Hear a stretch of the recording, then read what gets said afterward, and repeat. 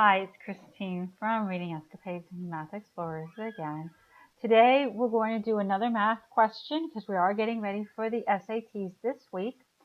And this is something that a lot of kids have problems with, but it's very, very simple. They get freaked out because they see all these big numbers and all these exponents.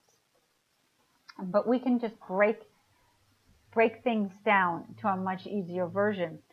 So what they're testing you is on if you can factor and if you know the exponent laws. So first, if you get into the test, I'm going to show you some ways to eliminate some of the answers. And remember, there's no penalty anymore for guessing, so we can eliminate a lot of the problems. So remember, when you factor, the first thing, this first factor, and everything is going to be just one simple. So we want to square root that. So what times what will get you 9a to the fourth?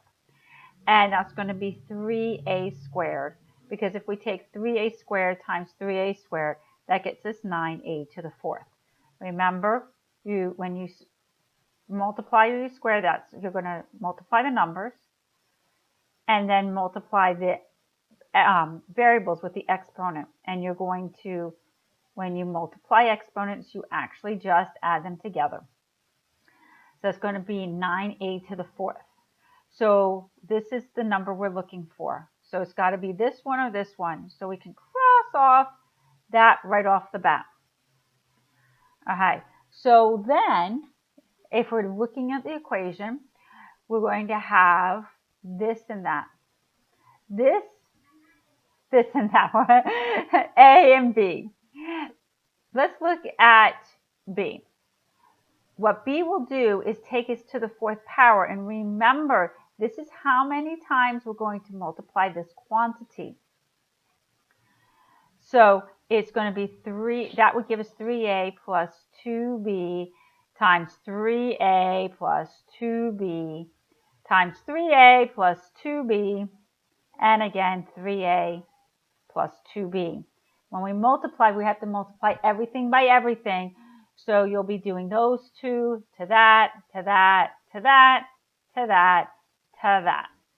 And then this one to that one, to that one, to that one, to that one, to that one. And then again and again and again until you've multiplied everything by everything.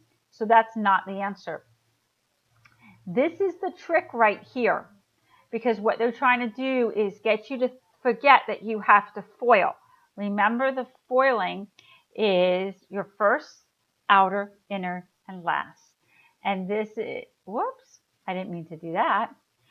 And this is going to give you, remember the trick with these is you square this to get 9a to the fourth.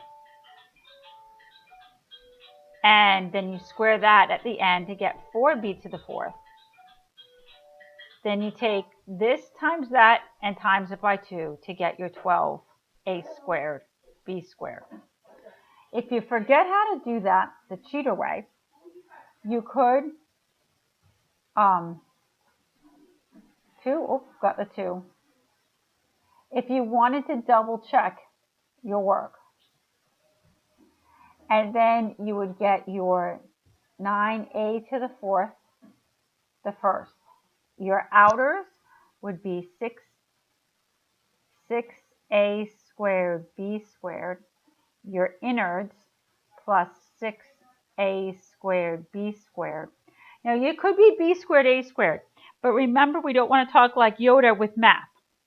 We always want to put the variables in alphabetical order, and that way you can always easily find if they combine. And then we do our last, which will give us 4b to the fourth. And then we can combine those to get our 12a squared b squared. And that's it.